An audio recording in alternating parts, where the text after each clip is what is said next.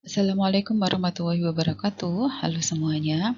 Kali ini materi mata kuliah aromaterapi adalah tentang enkapsulasi essential oil ya. Ada 4 tujuan pembelajaran pada materi ini. Yang pertama yaitu saudara memahami metode enkapsulasi yang sering digunakan untuk menjerap essential oil. Yang kedua yaitu saudara memahami matriks yang digunakan untuk mengenkapsulasi essential oil. Kemudian yang ketiga yaitu saudara memahami evaluasi dari produk enkapsulasi essential oil. Baik evaluasi secara kualitatif yaitu dari segi efektivitas atau aktivitas farmakologi dan evaluasi secara kuantitatif. Untuk evaluasi secara kuantitatif ini kebanyakan yang dibahas adalah dari segi efektivitas penjerapan, jadi berapa banyak bahan aktif essential oil itu yang berhasil masuk dalam matriks enkapsulasi. Kemudian yang kedua yaitu laju pelepasan essential oil dari matriksnya. Jadi ketika essential oil itu sudah berada di dalam matriks ya, kemudian di-apply atau digunakan secara topikal atau secara peroral. Nah, seberapa cepat essential oil tersebut bisa lepas atau bisa keluar dari matriksnya. Kemudian yang keempat adalah saudara mampu memahami alasan proses enkapsulasi dari essential oil. Oke, yang pertama adalah kenapa sih kok kita perlu melakukan enkapsulasi dari essential oil? Seperti kita ketahui bahwasanya essential oil itu adalah tersusun atas senyawa-senyawa yang bersifat volatil atau mudah menguap. Jadi ketika essential oil tersebut digunakan secara topikal pada kulit, maka dia akan mudah sekali hilang. Jadi belum sampai bahan aktif atau senyawa yang ada pada essential oil tersebut terabsorpsi atau berpenetrasi ke dalam lapisan dermis kulit ya, ataupun sampai di pembuluh darah, dia udah keburu hilang. Ya, essential oilnya, senyawa aktifnya, senyawa-senyawa terpennya, volatil komponnya udah keburu hilang. Itu yang pertama. Kemudian yang kedua adalah essential oil ini metabolit sekundernya itu tidak tahan terhadap pemanasan, tidak tahan terhadap paparan oksigen, ya juga tidak tahan terhadap paparan sinar UV secara langsung. Nah, padahal bisa saja pada proses formulasi ya, misalnya pembuatan sediaan krim atau pembuatan tablet yang salah satu bahan aktifnya adalah essential oil, bisa saja di situ ada proses pemanasan atau terpapar udara secara langsung. Nah, ketika dia tidak di-entrapment atau tidak dienkapsulasi, maka pada proses produksi tersebut kadar essential oilnya itu akan turun. Jadi end produknya itu kadarnya tidak sesuai dengan yang direncanakan pada awal proses formulasi. Ya, jadi dan sampai saat ini tuh penggunaan essential oil itu sudah semakin meluas ya. Jadi tidak hanya digunakan secara topikal untuk kosmetik atau untuk skincare, tapi juga mulai digunakan untuk pestisida ya, untuk veterinary product, kemudian untuk tekstil produk dan lain sebagainya. Nah, jadi dengan adanya enkapsulasi itu akan meningkatkan stabilitas dari essential oil, itu yang pertama. Kemudian yang kedua adalah meningkatkan efektivitas atau aktivitas farmakologi dari essential oil ya. Nah, enkapsulasi dari essential oil itu berarti kita berusaha untuk melakukan kontrol rilis ya, jadi mengatur laju pelepasan dari essential oil ya. Nah, bagaimana laju pelepasan ini bisa diatur? Ya, jadi pada enkapsulasi itu essential oil itu ditahan oleh matriks baik dengan cara reaksi atau interaksi secara kimia ataupun secara fisika ya. Kalau secara fisika biasanya essential oilnya terentrap atau terjebak ya terentrapment di dalam matriks ya, jadi di luar dia dikeliling oleh matriks bagian luarnya. Kemudian kalau dia ditahan secara kimia, itu biasanya esensial senyawa di essential oil itu membentuk ikatan kovalen atau membentuk kompleks dengan matriks polimernya. Ya, jadi dengan adanya interaksi baik secara fisika ataupun kimia ini, maka molekul tersebut itu bisa menahan pelepasan essential oil. Jadi ketika digunakan itu essential oil tidak serta-merta terabsorpsi atau berpenetrasi di kulit atau kalau misalnya produk pestisida gitu ya. Jadi ketika disemprotkan itu dia tidak serta-merta itu bahan aktifnya itu muncul dalam bentuk bebas gitu, tapi bahan aktifnya itu akan dilepaskan secara bertahap dari matriksnya ya. Beberapa contoh penggunaan enkapsulasi yaitu untuk produk kosmetik ya.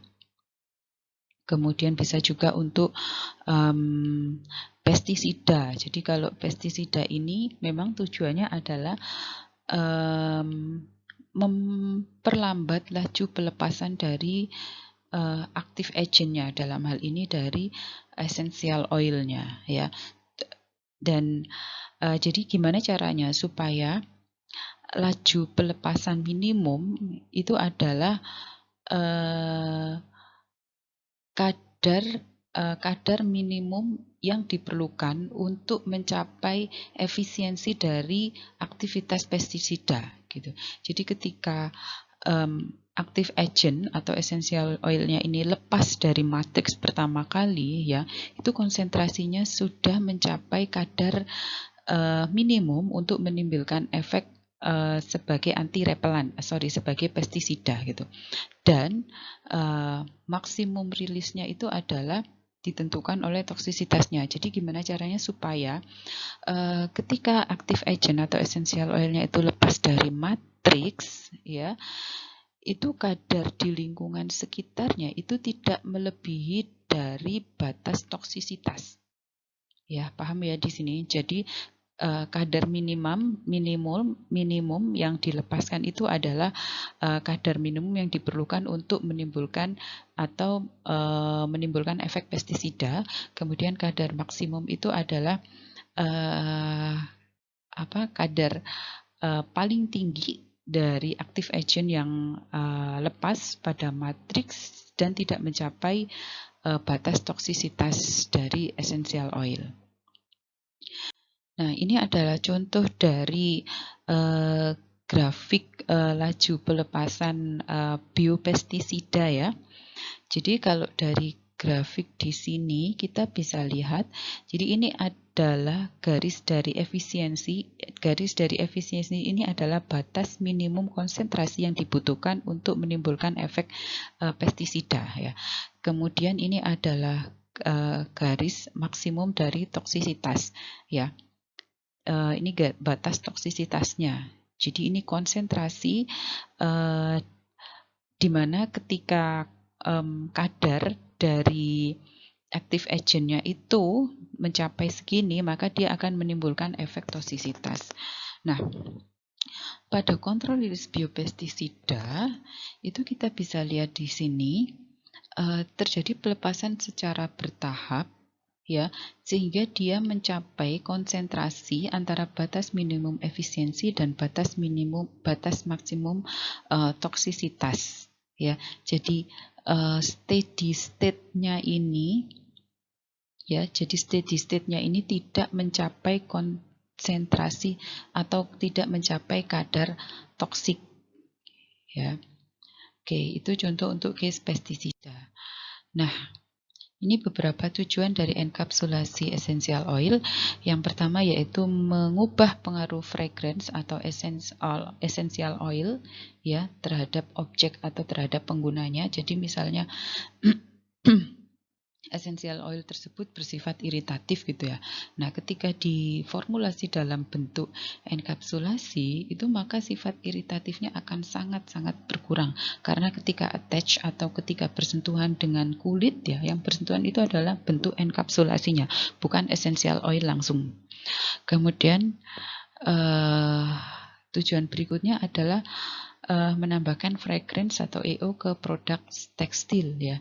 Ini merupakan teknologi baru ya. Jadi ada beberapa produk tekstil itu pada proses pembuatannya itu sengaja ditambahkan eksipien atau bahan yang bisa menimbulkan efek antibakteri. Kalau sampai saat ini yang saya tahu adalah penambahan nanopartikel, silver nanopartikel ya. Jadi kenapa ditambahkan silver nanopartikel pada suatu produk tekstil itu adalah untuk menimbulkan efek antibakteri. Jadi ketika dipakai terus bersentuhan dengan kulit berkeringat ya, otomatis dia tidak akan menimbulkan aroma atau bau yang tidak sedap pada baju tersebut karena ada efek antibakterinya. Nah, kalau di sini dia menambahkan fragrance atau EO ke produk tekstil. Bisa untuk diambil efek antibakterinya atau memang supaya produk tekstil tersebut memiliki aroma yang khas dan bertahan lama gitu. Kemudian tujuan yang ketiga yaitu menjaga stabilitas senyawa tertentu gitu ya. Jadi misalnya seperti yang saya jelaskan tadi, essential oil ini sengaja diformulasi untuk menjadi sediaan topical cream yang pada proses pembuatannya itu membutuhkan pemanasan. Kemudian yang berikutnya adalah mengubah karakteristik fragrance atau essential oil agar sesuai dengan tujuan pembuatan sediaan suatu produk. Jadi misalnya produk tersebut digunakan secara topikal gitu ya. Dan yang diinginkan adalah dia pelepasannya sampai di dermis, sampai berpenetrasi ke pembuluh darah gitu ya. Maka salah satu caranya adalah dengan mengenkapsulasi essential oil ya, karena kalau tidak dienkapsulasi kemungkinan besar pasti kadar essential oil yang berpenetrasi itu sedikit sekali. Kemudian yang berikutnya adalah menurunkan kecepatan penguapan ya. Jadi kalau kecepatan penguapannya turun, otomatis shelf life produknya akan lebih lama. Nah, ini beberapa contoh produk yang menggunakan essential oil terenkapsulasi ya. Saya berikan contohnya di slide bagian paling belakang ya. Ada produk obat, food, dan personal care. Yang paling banyak memang suplemen kesehatan ya, drugs, obat, suplemen kesehatan, kemudian kosmetik, kemudian skincare, ya, kemudian bioteknologi produk, ini biasanya biopestisida. Kemudian, nah secara umum jenis enkapsulasi yang biasa digunakan untuk essential oil itu ada 4 tipe yang umum atau yang banyak dieksplorasi ya. Yang pertama yaitu jenis enkapsulasi partikel, kemudian kapsul, kompleks, dan droplet. Jadi untuk partikel ini essential oil itu akan terdispersi di dalam matriks ya. Kemudian untuk kapsul, kapsul ini essential oilnya itu akan terjebak di dalam suatu molekul atau partikel yang dikelilingi oleh matriks membran ya. Jadi membran matriksnya nanti akan membentuk membran di sekeliling essential oilnya. Kemudian yang ketiga yaitu kompleks. Nah, kompleks ini merupakan salah satu enkapsulasi yang terbentuk dari interaksi secara kimia ya. Jadi antara matriks dan essential oil itu membentuk senyawa kompleks melalui ikatan kovalen. Kemudian ada droplet ya. Jadi kalau droplet ya ini biasanya adalah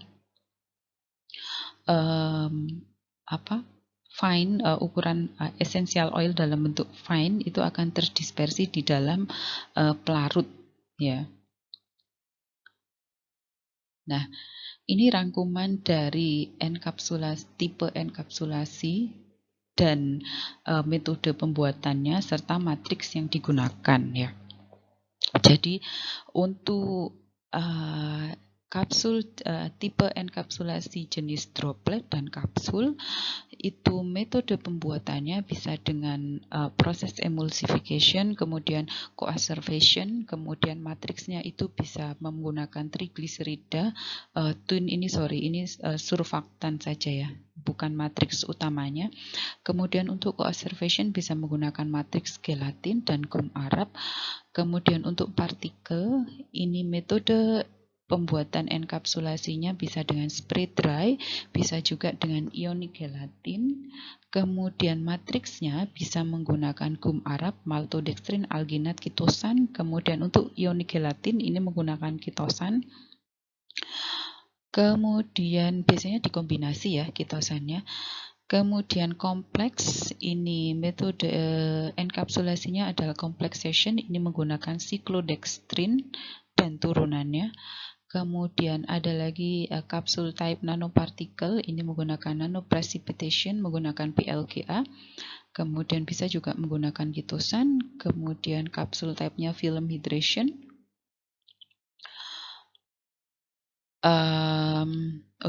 Ini kebalik ya. Kapsul type-nya adalah MLV, multilamellar vesicle. Encapsulation type-nya adalah film thin hydration. Kemudian matriksnya biasa yang dipakai ini liposom adalah fosfatidilkolin, bisa juga ditambahkan kolesterol. Nah, pemilihan dari teknik atau metode enkapsulasi dari essential oil dan matriks yang akan digunakan itu bergantung pada tujuan dari penggunaan produk tersebut ya. Jadi bahan aktif ini atau essential oil ini akan diformulasi untuk produk apa sih gitu. Apakah untuk skincare yang digunakan secara topikal atau untuk suplemen kesehatan yang digunakan secara peroral. Nah, oleh karena itu, setelah dilakukan enkapsulasi, maka perlu dilakukan evaluasi ya, evaluasi dari encapsulated essential oil. Jadi evaluasinya ada dua, yaitu kualitatif. Seperti yang saya jelaskan tadi, untuk kualitatif ini yang dievaluasi adalah efisiensi dari encapsulated essential oil. Jadi ketika essential oilnya itu sudah terenkapsulasi, aktivitas farmakologinya seperti apa? Apakah semakin baik efektivitasnya atau semakin turun? Ya. Kemudian yang berikutnya adalah quantitative studies. Ini untuk mengukur jumlah essential oil yang dibebaskan dari matriks atau biasanya kita sebut dengan laju pelepasan ya. Jadi kalau dan ini biasanya juga disesuaikan dengan rute pemakaian. Jadi kalau rute pemakaiannya secara topikal ya berarti nanti media yang digunakan untuk mengukur laju pelepasannya adalah membran yang menyerupai kulit gitu ya. Tapi kalau pelepasannya rutenya adalah peroral, berarti medianya adalah cairan ya, biasanya dipakai PBS ya, fosfat buffersalin yang menyerupai komposisi dari GI tract ya. Jadi berapa banyak essential oil yang akan terlepas dari matriksnya selama proses pemakaian itu. Kemudian kecepatannya bagaimana? Biasanya dihitung per jam. 1 jam pertama berapa banyak konsentrasi dari essential oil yang terlepas. Kemudian kapan dia mulai steady state gitu ya. Kemudian kita masuk pada polimer hidrofilik yang banyak digunakan sebagai matriks pada enkapsulasi essential oil itu adalah polimer hidrofilik ya. Bisa menggunakan amilum dan turunannya, bisa juga akasia gum, alginat, kitosan, bisa juga maltodextrin ya. Kemudian rasio dari essential oil dan polimer hidrofilik itu biasanya adalah 4:1. Meskipun pada beberapa jurnal tidak selalu 4:1 ya. Memang sangat tergantung pada hasil optimasi penelitiannya gitu ya. Nah,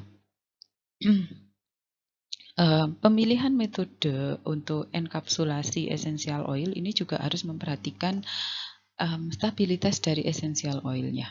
Jadi usahakan memilih metode yang low pressure dan low temperature. Kenapa? Ya untuk meminimalisir kerusakan dari essential oil. Kalau misalnya pada proses atau pada metode enkapsulasinya saja sudah menggunakan pemanasan gitu ya, otomatis kan pasti akan ada essential oil yang ikut menguap, itu hilang ya. Nah, yang paling sering dipakai memang adalah spray dry ya, karena metode ini lebih mudah digunakan atau diaplikasikan di industri dan dia lebih reproducible hasil dari nanopartikel yang didapatkan. Oke, kita masuk pada jenis matriks yang paling banyak digunakan ya untuk enkapsulasi essential oil. Yang pertama adalah alginat. Alginat ini merupakan salah satu bentuk polisakarida yang mengandung alpha glucuronic acid dan beta manuronic acid ya. Kemudian dia water soluble, kemudian perbandingan antara konsentrasi dari glucuronic acid dan manuronic acid G per M-nya ini akan berpengaruh terhadap swelling rate-nya dan kecepatan pelepasan obat dari matriksnya. Kemudian metode pembuatannya untuk enkapsulasi yang menggunakan matriks alginat ini bisa menggunakan metode emulsification atau ionic gelatin ya. Kemudian, nah ini alginat ini ketika dicampurkan dengan kalsium chloride itu bisa membentuk Iqbok ya. Jadi matriks yang lebih kuat untuk menahan bahan aktif agar tetap di dalam membrannya. Nah, ini contoh hasil uji aktivitas secara in vitro ya dari essential oil yang dienkapsulasi dengan matriks alginat ya. Jadi yang pertama adalah pada 9 jam pertama itu terjadi pelepasan yang cukup kuat. Kemudian dia mulai stagnan sampai 16 jam berikutnya. Matriks yang berikutnya adalah kitosan. Kitosan ini juga merupakan salah satu matriks yang banyak digunakan ya. Jadi dia itu bisa digunakan untuk berbagai macam metode enkapsulasi. Yang pertama ada nanoprecipitation. Jadi ini contohnya adalah peppermint oil yang terenkapsulasi di matriks kitosan cinnamic acid nanogel, dan hasil uji aktivitasnya dia bisa meningkatkan efektivitas antimikrobanya. Kemudian bisa juga dengan metode pembuatan enkapsulasi emulsification dan ionic gelatin. Kemudian bisa juga dengan spray dry ya. Kemudian meskipun kitosan ini banyak digunakan sebagai matriks pada berbagai macam bentuk atau tipe enkapsulasi dan berbagai macam metode pembuatan, tapi pada beberapa penelitian itu menunjukkan uji dari laju pelepasannya itu hasilnya berbeda-beda ya. Jadi rilis profil pelepasan dari bahan aktif dari dalam matriksnya itu relatif lebih sulit dikontrol atau dimodifikasi ya. Selain kitosan ada lagi siklodextrin. Siklodextrin ini merupakan modifikasi dari karbohidrat ya. Dia membentuk enkapsulasi dengan reaksi ikatan kompleks ya, membentuk senyawa kompleks antara siklodextrin dengan senyawa aktif di dalam essential oil. Jadi ini merupakan metode enkapsulasi dengan reaksi kimia. Kalau yang atas-atas tadi adalah reaksi fisika. Nah, siklodextrin ini bisa enkapsulasi dengan menggunakan siklodextrin ini bisa meningkatkan stabilitas dari senyawa volatil terhadap paparan panas, cahaya, dan udara. Ada beberapa metode pembuatan enkapsulasi dengan menggunakan matriks siklodextrin. Yang pertama adalah kneading. Kneading ini teknisnya adalah essential oil dicampur dengan siklodextrin, kemudian dicampur dimortir dengan ditetesi etanol pelan-pelan sampai dia membentuk pasta, kemudian dikeringkan, di freeze dry sampai dia berubah kering dan berubah menjadi fine powder ya. Kemudian hasil dari kneading method ini adalah entrapment efisiensinya itu tinggi ya. Entrapment efisiensi itu seberapa banyak berapa persen bahan aktif atau essential oil yang berhasil terjebak di dalam matriks yang kalian buat. Kemudian juga bisa meningkatkan aktivitas antimikroba dan meningkatkan stabilitas. Kemudian metode yang berikutnya adalah freeze dry. Ini contohnya adalah Carvacrol encapsulation. Dia juga dari freeze dry ini ternyata entrapment efisiensinya itu lebih tinggi dibandingkan metode kneading. Ya, meskipun hasilnya cukup bervariasi ya, antara 1 sampai 70% ya. Dan variasi dari entrapment efisiensi ini juga sangat bergantung pada jenis EO, kemudian karakteristik siklodextran dan derivatnya yang digunakan, kemudian proses pengiringan, kemudian pelarut atau solvent yang digunakan, dan lain sebagainya. Dan pelepasan essential oil dari matriks siklodextrin ini bisa dikontrol dengan mengatur suhu, pH, dan metode preparasinya. Ya, misalnya saja adalah laju pelepasan dari eugenol yang dienkapsulasi dengan siklodextrin di sini ya, dan half time-nya ketika dia diuji pada suhu 60 derajat Celcius itu adalah 228 jam. Kemudian ketika digunakan suhu 10 derajat Celcius itu half-nya adalah 69 jam. Kemudian ini penjelasan terkait dari encapsulation method ya. Jadi teknik enkapsulasi seperti yang saya jelaskan tadi ada nanoprecipitation. Nanoprecipitation ini prinsipnya adalah pencampuran antara dua fase. Jadi ada dua fase yang tidak saling campur, fase organik dan fase aqua ya, air gitu. Polar dan non-polar. Fase organik itu isinya adalah polymer solution, jadi matriks polimernya di dalam pelarut organik dan bahan obatnya. Ingat, karena bahan obatnya itu adalah non-polar, pasti dia akan dicampurkan ke dalam fase yang non-polar. Kemudian fase air ini non-solvent ataupun non-solvent saja atau non-solvent plus surfaktan. Kemudian ada polimer yang digunakan yaitu ada PCl, yang sering dipakai di penelitian itu adalah PLGA ya, polylactic glycolide. Kemudian teknik enkapsulasi berikutnya ada coacervation. Jadi ini pemisahan antara dua fase cair yang di dalam colloidal solution. Jadi satu fase itu isinya adalah polimer disebut dengan coacervat, dan satu fase berikutnya itu tidak mengandung polimer atau disebut juga dengan equilibrium solution. Kemudian ini spray dry, ini metode yang mudah di-apply atau diterapkan di industri ya, dan produknya hasil dari enkapsulasinya itu lebih reproducible. Selain tipe enkapsulasi dalam bentuk droplet, kemudian kompleks ataupun partikel, enkapsulasi dari essential oil juga bisa dalam bentuk liposom.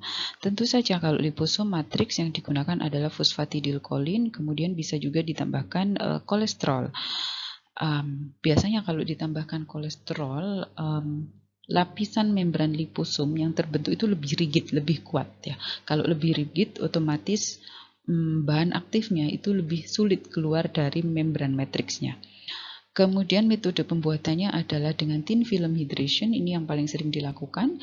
Jadi fosfatidilkolinnya dicampur dengan pelarut organik, biasanya kloroform diklormetan, kemudian dicampur dengan bahan aktif dan dirotaf sampai dia terbentuk lapisan tipis di dinding sekitar labu alas bulatnya. Nah, kalau sudah terbentuk lapisan tipis, kemudian dihidrasi dengan penambahan air aquades. Setelah dihidrasi, dia akan membentuk MPLV. Kemudian setelah terbentuk MPLV, tahap berikutnya adalah pengecilan ukuran partikel dengan menggunakan sonikasi. Untuk contoh dari essential oil yang dienkapsulasi dengan liposom, ini saudara bisa melihat di jurnal Asbahani et al. 2015 ya. Ini sudah saya upload di VLM. Kemudian encapsulation berikutnya adalah pada solid lipid nanopartikel ya. Jadi SLN ini merupakan nanokarier yang mengandung lipid tapi dalam bentuk solid ketika berada di suhu ruangan. Ya, jadi biasanya komponennya terdiri atas triglycerol atau wax gitu. Kemudian beberapa keuntungan dari SLN solid lipid nanopartikel ini adalah dia bisa meningkatkan stabilitas fisik, kemudian melindungi essential oil itu dari degradasi. Kemudian beberapa metode pembuatannya ya, bisa dengan high shear homogenization, kemudian high pressure homogenization, dan microemulsion based preparation technique. Yang pernah dilakukan di lab farmasi adalah dengan microemulsion, tapi memang proses pembuatannya agak lebih panjang ya. Kemudian ini contohnya juga bisa dibaca di jurnal yang sama seperti tadi ya. Berikutnya adalah, nah ini beberapa produk yang mengandung encapsulated essential oil. Ada nanoimun, ini dalam bentuk kapsul, isinya adalah beberapa jenis essential oil yang dibentuk nanopartikel. Kemudian ini skincare ya. Fish oil, ini isinya juga beberapa jenis nanopartikel. Kemudian ada longevity essential oil, ini adalah produk antiinflamasi, kalau nggak salah antiinflamasi atau analgesik ya, yang digunakan secara topikal. Nah, kemudian untuk tugas hari ini ya, jadi setiap kelompok membuat rangkuman jurnal tentang enkapsulasi essential oil.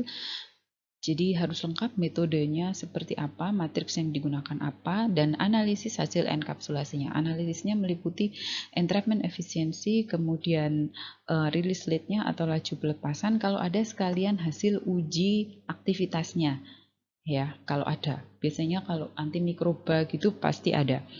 Kemudian tugasnya dibuat dalam bentuk makalah. Saudara cukup mereview satu jurnal saja, tapi harus dijelaskan detail. Jadi kalau ada istilah atau prosedur yang tidak dipahami, misalnya tadi MLV itu apa sih, kemudian SLV itu apa sih, maka harus dijelaskan, dicari di literatur yang lain. Nah, kalau kemudian jurnal yang saudara gunakan adalah saudara bisa menggunakan jurnal yang terdapat pada daftar pusakanya review artikel dari Asbahani et al. Atau reviewnya dari Mais et al. Dua jurnal ini sudah saya upload di VLM. Di situ ada daftar pustakanya ya. Jadi misalnya liposom tea tree oil ya, itu jurnal apa yang ngebahas tentang pembuatan liposom tea oil dan evaluasinya. Jadi saudara cukup pakai jurnal itu saja.